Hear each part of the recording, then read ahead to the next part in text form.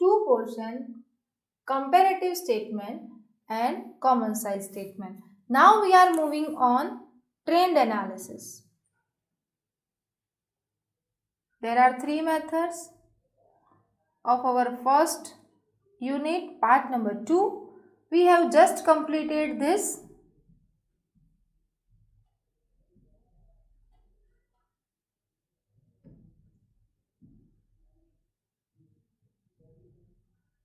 Okay, now we will calculate trend analysis.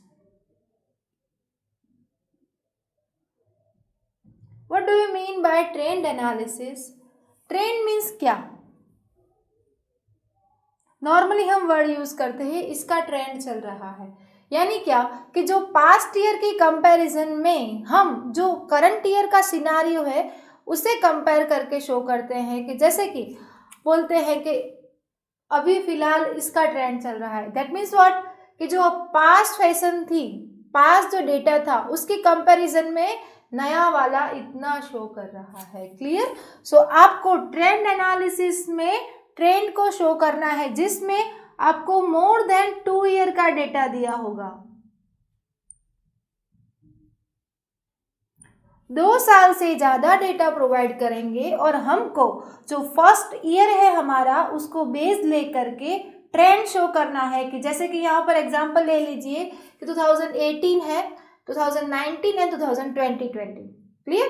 तो इसके comparison में कौन सा ट्रेंड है, increasing trend, decreasing trend, percentage में डिनोट करना है. That's known as trend analysis. Example से अच्छे तरीके से समझेंगे, बट आपको तीनों की कंपैरिजन पता होनी चाहिए डियर स्टूडेंट्स. फर्स्ट वाला जो पोर्शन है उसमें हम क्या करते हैं, हमारे करंट ईयर को पास्ट ईयर से कंपेयर करते हैं, इंक्रीज डिक्रीज शो करते हैं. जबकि हम सेकंड वाली मेथड में क्या करेंगे, हमारा जो बेस टोटल है उसको 100% एज्यूम करके जितनी भी आइटम्स है उन आइटम्स को परसेंटेज में कन्वर्ट करेंगे. और इन दोनों का मिक्सचर है ट्रेंड एनालिसिस. परसेंटेज से ही डिनोट करना है इस मेथड के जैसे, बट करंट और पास्ट दोनों की कंपैरिजन और कितने सालों की, 2 सालों से ज़्यादा. Clear? So let's start our example number 4. आपकी एक्सरसाइज में आपको मेनली 4 एग्जाम्पल दिए गए हैं और उसमें से हमने जो फर्स्ट एग्जाम्पल किया उसमें 2 मेथड्स कवर हो गई है. Now we are moving on third method and example number 4. So let's start our session. First is provided that on the basis of following data, prepare trade percentage table of a company. Company की जो balance sheet दी गई है वो 3 साल का data provide कर रही है. कौन कौन से साल है?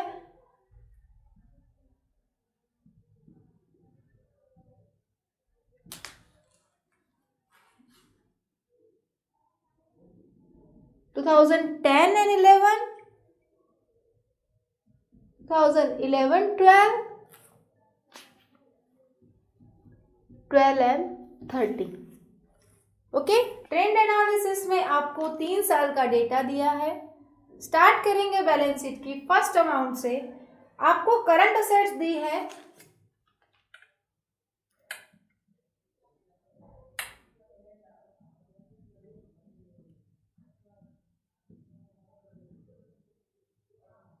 करंट असेट्स के टाइटल के अंदर स्टॉक.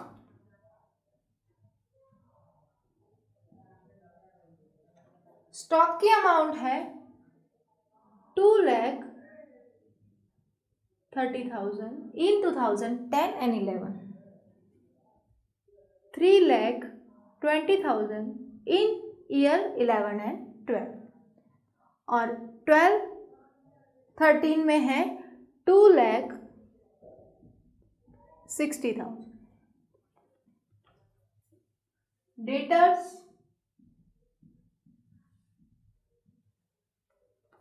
अमाउंट दी गई है 4,16,000,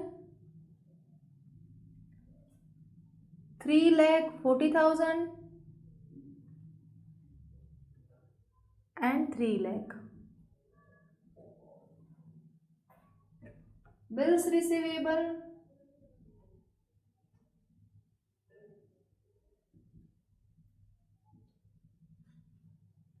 64,000, 80,000 and 90,000.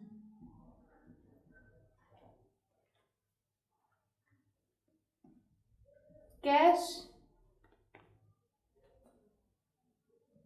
44,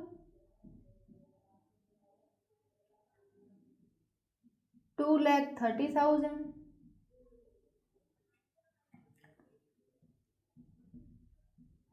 20,000. What we have to do? We have to show the trend of this year. Our base is 2010. Okay, data is provided more than 2 years, 2010, 11 and 12. Clear? Now we will show the trend, how it is increasing or decreasing, but we have to mention in a percentage. So first of all, we write our content, investments,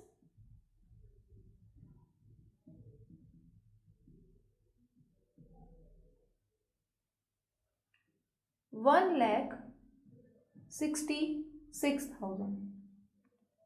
Sorry, 60,000, 50,000 and 10,000. Other current assets,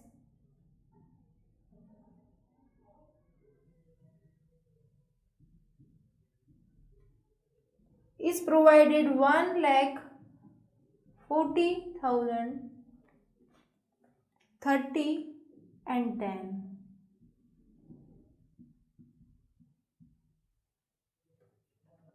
Prepaid expenses,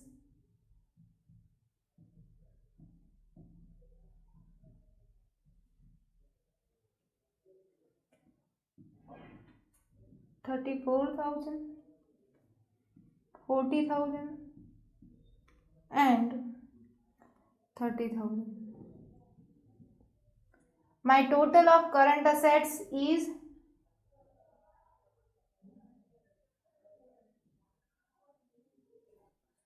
10,80,000.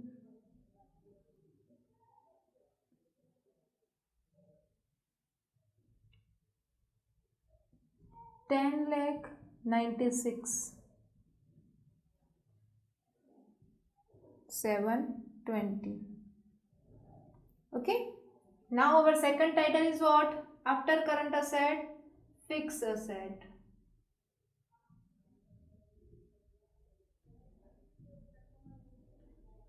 Which fixed assets are provided? Fix asset को हम बाद में करेंगे, पहले समझ लेते हैं कि ट्रेंड कैसे शो करना है। अगर हमें 2 से ज़्यादा साल के डेटा है हमारे पास, तो हमको उसे ट्रेंड एनालिसिस से शो करना है।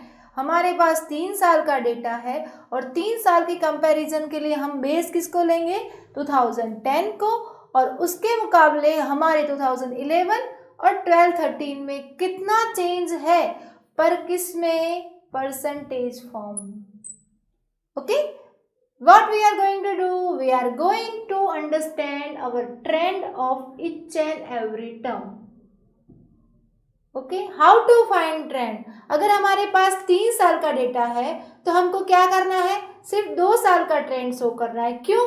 क्योंकि अगर मैं इस साल को बेस ले लूँ तो मुझे इस साल के कंपैरिजन से एक ट्रेंड मिलेगा, और इस साल को वापस मैंने बेस लिया और कंपैरिजन किया 2012-13 को, तो हमें क्या मिला?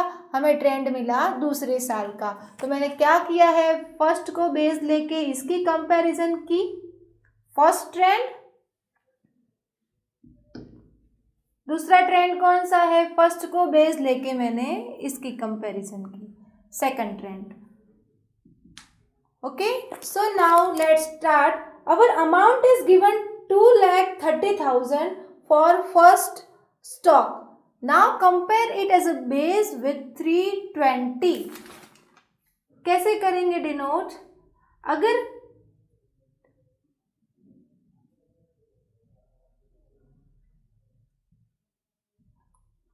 2,30,000 के कंपैरिजन में अगर हमारा स्टॉक अब कितना शो कर रहा है 320, तो 100% के मुकाबले कितना होगा? कैसे करेंगे? 100 into 320 divided by 230 and my answer will be 139%. So I have to write 39%. और इसकी कंपैरिजन में हमें क्या करना है? 2,30,000 को कंपेयर करना है 2012-13 के डेटा से। तो कैसे कैलकुलेशन होगी? कैलकुलेशन को लिखना है 230, उसकी कंपैरिजन में अब हमारा कितना है स्टॉक 260, तो 100% के मुकाबले कितना? हमारा आंसर होगा 113। क्लियर? सिर्फ ऐसे ही बेस बना करके हमें ट्रेंड शो करना है। वापस हम करेंगे same way. What we have to do? We have to compare our 4,16,000 with reference to 340. So calculation will be same. 4,16,000 comparison में कितना होगा 3,40, तो 100 पे कितना? हमारा आंसर होगा 82%। और इसी तरह हमको इसको बेस लेकर इसकी कंपैरिजन करनी है। कैसे करना है? 4,16,000 की कंपैरिजन में हमारा डेटा क्या शो कर रहा है 3 लाख, तो 100 पे कितना? हमारा आंसर होगा 72। Same way for bills receivable 125%, 141%. Calculations are easy. Okay, just make a base and do percentage. Okay, so cash के लिए हमारा डेटा कितना शो करेगा 536% and 45%. क्यों? देखो इतना हाई अमाउंट क्यों आया? क्योंकि आप देख सकते हो कि आपकी जो कैश की अमाउंट है वो 44,000 है और उसकी कंपैरिजन में अब इंक्रीज तो 2,36,000। क्लियर? सो हमारा डेटा कुछ ज़्यादा ही परसेंटेज में ट्रेंड शो कर रहा है। सो ट्रेंड अगर आप इवेल्युएट करेंगे, ट्रेंड ड्रॉ करना हो तो ट्रेंड इंक्रीजिंग मैनर में होगा, अगर डिक्रीजिंग है तो फिर ऐसे जाएगा। Okay, that's the trend. Clear? Now 160 की कंपैरिजन में 50, तो आप देख सकते हो कि आपके परसेंटेज कम होंगे, 100 से ही कम होंगे। क्यों? क्योंकि इस अमाउंट से ही आपकी कम अमाउंट है, तो आपका आंसर होगा 31% and here 6%. Other current assets are of 21% and 7%. 118% and 88%. And my total is, total की कंपैरिजन, इसकी कंपैरिजन में ए वाला डेटा, फिर इसकी कंपैरिजन में इस डेटा को कंपेयर करना है। आंसर होगा 101, 66%. ओके, नाउ आपको क्या करना है? जैसे हमने करंट असेट्स के लिए किया वैसे ही हमें फिक्स असेट्स के लिए करना है। फिक्स असेट के अंदर हमारा फर्स्ट टाइटल है लैंड एंड बिल्डिंग। लैंड 80,000, इस साल में है 80, सो कोई ट्रेंड चेंज हुआ नहीं है। सो आप क्या लिख सकते हो वहां पर? 100% अमाउंट आ गई। Okay, clear? तो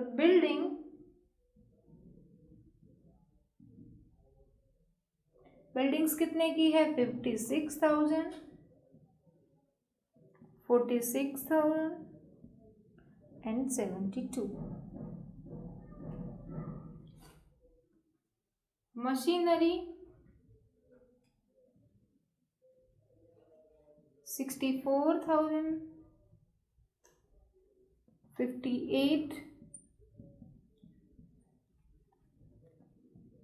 10,000 to 10 lakh, 10 lakh, 10 lakh 2,000. Furniture,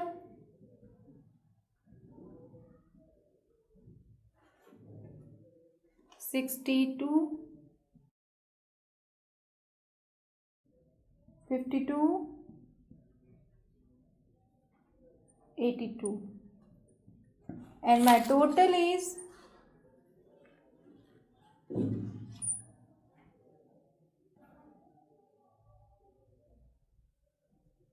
82 consider करना, 8,42,000, 76, 1298. ओके, सेम वे हमें कुछ डिफरेंट नहीं करना है, सिर्फ ट्रेंड कैलकुलेट करना है. कैसे करेंगे?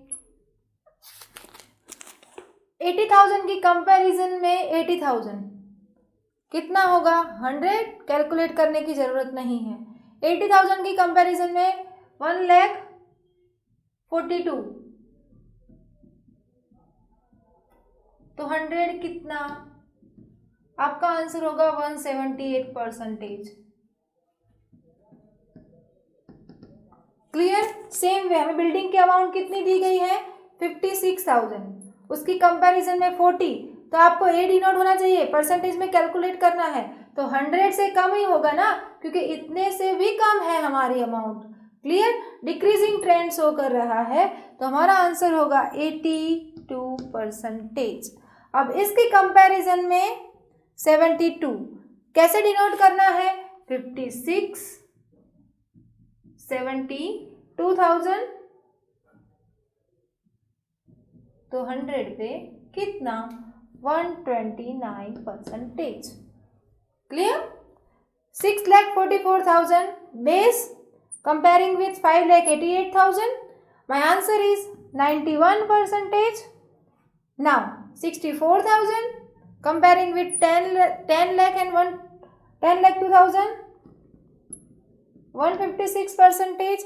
62, 52. So your trend is decreasing. So 100% से कम आएगा 84 and 132. वैसे ही आप टोटल की भी कंपैरिजन कर सकते हो. Clear? So this is my trend analysis. Nothing is difficult. It's a very easy concept. Just don't forget your meaning of particular method. कौन सी मेथड में क्या डिनोट करना है वो इम्पोर्टेंट है. फर्स्ट मेथड में हमने हमारे पास्ट और करंट डेटा को इवेल्युएट किया. सेकंड मेथड में हमने बेस लिया, परसेंटेज डिनोट किया. और थर्ड मेथड में दोनों को मिक्सअप किया. ज़्यादा से ज़्यादा हमारे पास 3 साल का तो डेटा होना चाहिए अगर हमको ट्रेंड शो करना है. तो ट्रेंड एनालिसिस में मैंने एक डेटा को बेस लेकर दोनों डेटा को परसेंटेज में डिनोट किया. That's known as my trend analysis and we have completed our first chapter. Before moving next chapter, just remember that same way you can calculate your liability portion. I have explained all the assets. आपको इसी तरीके से liability को भी explain करना है. Nothing is different, just आपको percentage calculate करना आना चाहिए. क्लियर?